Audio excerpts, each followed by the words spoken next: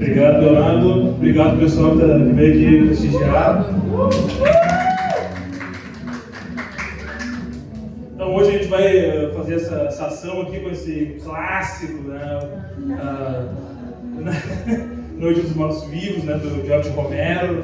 Que, pô, assim, eu considero uma obra maravilhosa para a gente fazer esse tipo de atividade. É o tipo de obra que eu diria assim que carrega diversas camadas, não só fílmicas como sociais, tem uma carga histórica, um peso político muito importante. E é um tipo de filme que é interessante a gente também fazer um tipo de análise que eu gosto, como historiador, como cineasta, como historiador de cinema, gosto muito de fazer, que é realmente a gente poder interpretar ele à luz do seu tempo histórico e poder também ter uma interpretação dos dias de hoje, que muda muito o olhar de cada período histórico, né?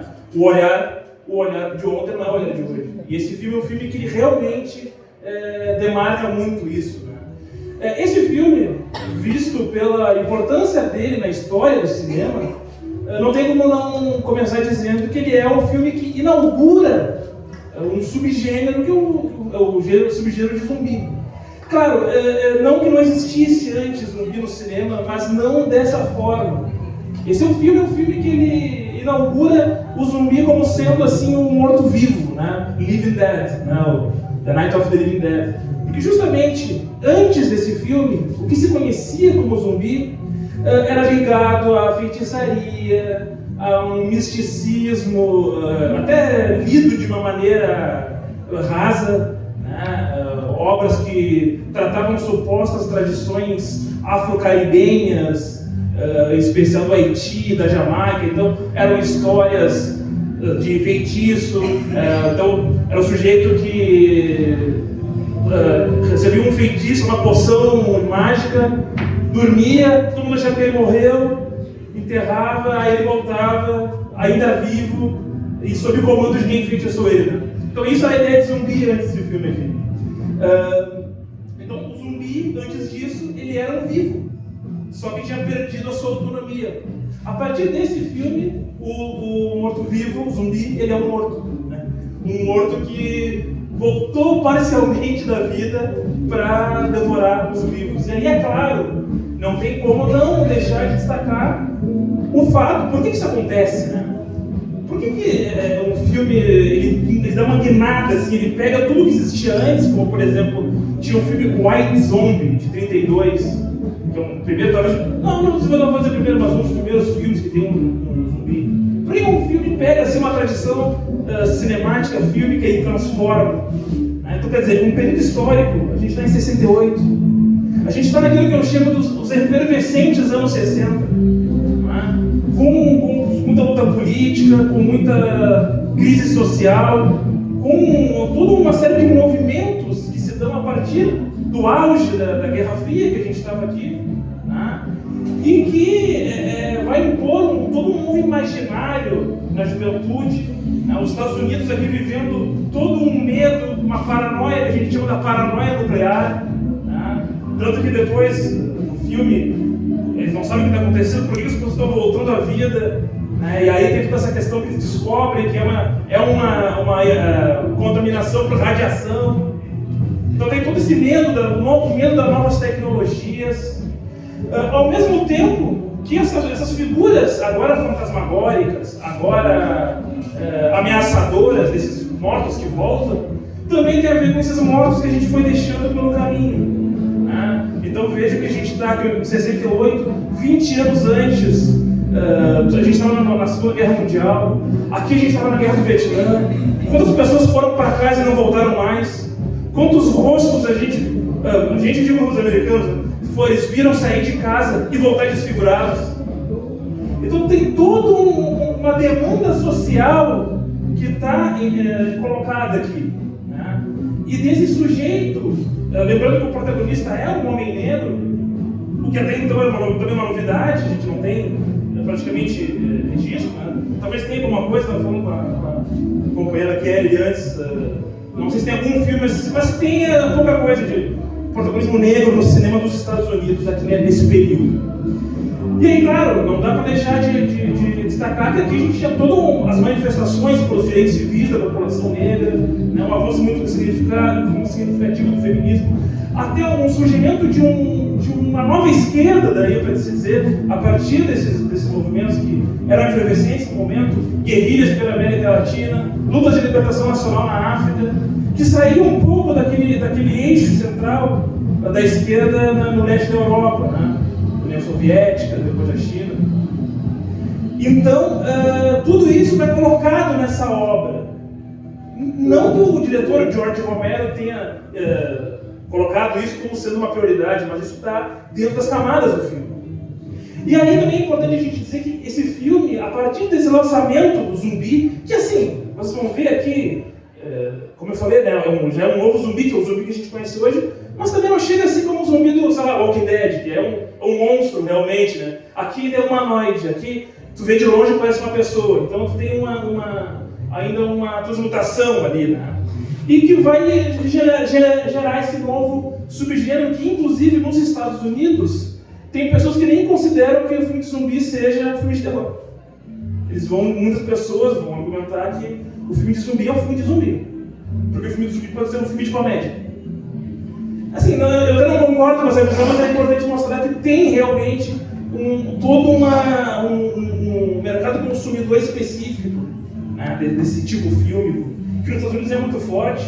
A gente tem outros lugares, aqui em Porto Alegre a gente tem o Fantaspoa, por exemplo, que é o maior festival de cinema fantástico da América Latina, né? Mas é claro que a gente sabe que nos Estados Unidos é muito forte essa demanda por filmes de terror e de zumbi.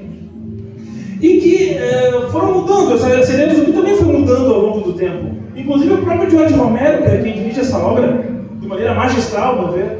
Esse filme ele é magnífico, né? Um filme feito com pouquíssimo recurso. A locação é basicamente uma casa, né? É a casa e os arredores da casa, né?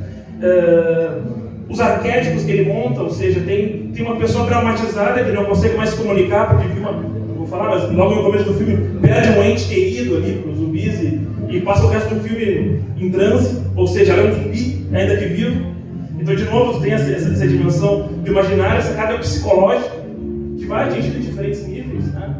E, em termos de continuidade, é interessante que esse filme é um filme que ele está não tem direito autoral, né? Porque é também vítima de uma certa transição. Esse filme não era para se chamar Noite dos Mortos Vivos, era para se chamar algo como A Noite dos Comedores de Carne, alguma coisa assim. Comedores de carne fresca, alguma coisa assim. E aí, de última hora, eles mudaram para Living Dead, porque eles também estão tentando descobrir, estão descobrindo um novo cinema que eles estão fazendo. E aí, quando eles mudaram o nome, eles não registraram o novo nome e eles se perderam o registro. Logo quando foi lançado, ele já foi lançado sem direitos autorais. Isso é uma coisa interessante. Ao mesmo tempo, ele tem uma disputa entre os dois roteiristas. O George Romero, que é diretor do filme, e o John Russo, que é o outro roteirista. Porque eles divergiam sobre como que deveriam ser os próximos filmes de zumbi. E o que aconteceu? O John Russo registrou a palavra Living Dead. Então, eles romperam ali, né? Não fizeram mais nada. E cada um seguiu com a sua saga. O George Romero, os filmes dele terminam só com Dead, no filme só com morto. Então é Survival of the Dead, Day of the Dead. E os filmes do John Russo todos têm Return of the Living Dead, Return of the Living Dead 1, Return of the Living Dead 2, Return of the Living Dead 3, e assim vai. E eu até não gosto muito dos filmes do John Russo, eu gosto dos filmes do Romero, que realmente são muito bons, e ele vai até mudando o que é um zumbi ao longo dos tempos. A cada filme tem uma nova interpretação, o zumbi evolui um pouco mais. Até chegar no último filme dele, que o zumbi quase fala, não sei se alguém já viu. Tem muita polêmica na época. Muita polêmica, o zumbi não pode falar, mas eu acho sensacional, porque ele foi construindo isso de 68 até 2016, 2017, então ele lançou diversos filmes e ele foi avançando, assim, eu acho que é muito interessante. É interessante que eu estou vendo lá fora, o rapaz com a camisa dos Misfits, é interessante que tem uma banda que tem uma música chamada Night of the Living Dead, e que tem um clipe, Bruiser, que é também baseado na obra do George Romero, uma banda que eu sou muito fã, amiga Germana também, Maurício também. E assim, então pensando de novo, né, como eu falei, o surgimento desses novos indivíduos agora numa espécie de colapso, que também mostra que é esse colapso da sociedade nos anos 60 e 70 que teve uma transição, né? um auge, como eu falei, de uma série de lutas de reivindicação que não estavam restritas aos Estados Unidos e à Europa, como aqui no Brasil. Mesmo que sob ditadura militar, a gente tinha uma série de movimentos importantíssimos, né, na América Latina de modo geral. A gente tinha uma série de incertezas, de medos coletivos. E é interessante que, como no enredo, eles vão terminar, a maior parte do filme se dá numa casa, né? Eles estão ali esgueirados na casa. Isso também mostra um pouco assim desses medos dele, dessa sociedade, né? Agora, os descamisados, os não identificados, esses novos indivíduos, né? E ao mesmo tempo marca a desconfiança desses indivíduos quando sabem quem são. Então, os indivíduos que se conhecem numa situação de emergência e desconfiam um dos outros. Isso é comum nos filmes de apocalipse. E tem um pouco essa raiz aqui. Porque é muito fácil a gente olhar um filme hoje e já falar, isso aqui já vi 1000 vezes, né? Aqui ninguém tinha visto.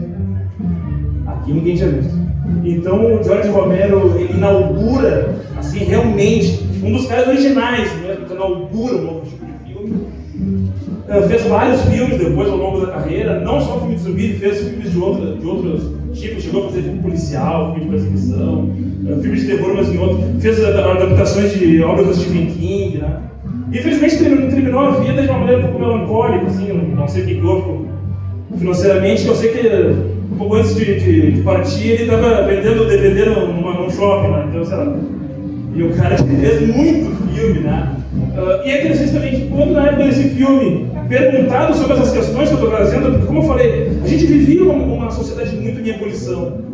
É interessante que ele no começo, ele era mais tímido, né? Então, quando perguntava, mas tudo você pensa zumbido, excluído, ele só dizia assim, faz sentido. Ele tinha muito. Depois, mais velho, que ele vai começar a argumentar melhor. Então, o que eu preciso dizer é isso. E, inclusive, vai colocar nos próximos filmes, porque a sequência desse filme aqui, que é O Despertar dos Mortos, não sei se você já viu aqui, Dawn of the Dead, eu acho um filme assim, ó, brilhante. Aí é uma crítica direta ao consumo, porque o filme seguinte, esse aqui se passa numa casa, o seguinte é num shopping. E nesse shopping, os zumbis eles vão replicando hábitos de consumo. Eles vão indo em lojas que eles iam quando vivos. Então é uma coisa sensacional. Ao mesmo tempo que aqui nessa casa, não vou falar, não vou dar spoiler, tem alguém infectado, né? Enfim, só não vou falar aqui, mas que também representa essa decomposição dos que permaneceram ali, né?